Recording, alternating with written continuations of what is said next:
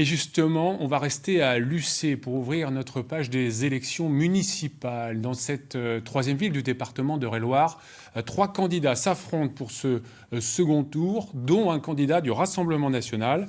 Lucé était une des priorités du RN, mais les résultats au premier tour étaient très en deçà de leurs attentes. Reportage Julie Postolek avec Francis Simoes. Lucé fait régulièrement parler d'elle pour ses rixes et faits divers, à tel point que les 3 candidats du second tour ont tous des propositions sur la sécurité. On veut continuer à développer ce qu'on appelle la vidéoprotection ou vidéosurveillance, c'est selon, les gens prennent les propos qu'ils veulent. Donc on va continuer à développer. On va équiper également nos policiers municipaux en caméras mobiles. On va recruter, c'est déjà commencé.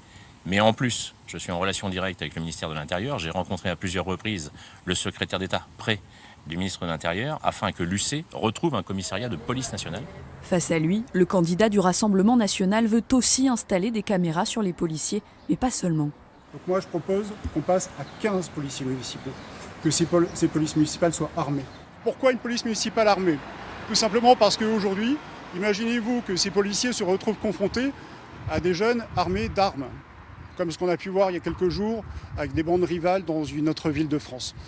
Que voulez-vous que ces policiers fassent? Des policiers qu'il veut de proximité, tout comme le candidat d'Hiver Centre. Mais ce dernier prend une direction bien différente. Nous, ce que nous souhaitons, c'est avoir une police municipale de proximité et en prévention. Et donc c'est pour cela que nous souhaitons aussi, au sein de la police municipale, avoir des médiateurs de quartier qui puissent renouer le dialogue justement avec ces quartiers. Près de ces quartiers existent des friches d'entreprises pétrolières. Comment les transformer? Les candidats s'opposent. Nous, ce que l'on refuse, c'est le projet du maire sortant, notamment en fait, qui envisage sur ce site 300 logements. La solution alternative que l'on propose, c'est notamment sur l'ensemble des zones qui sont polluées, c'est de les cloisonner et de les sécuriser.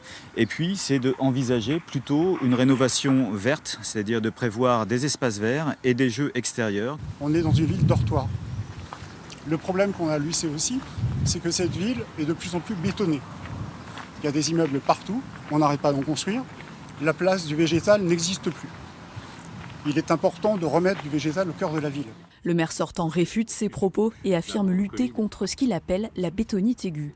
On veut limiter le comblement de ce qu'on appelle les dents creuses. Vous avez un certain nombre de parcelles assez grandes sur Lucé où les gens auraient tendance à vouloir les vendre pour faire des constructions derrière. Et nous, on va protéger, grâce au plan local d'urbanisme, on va protéger cela.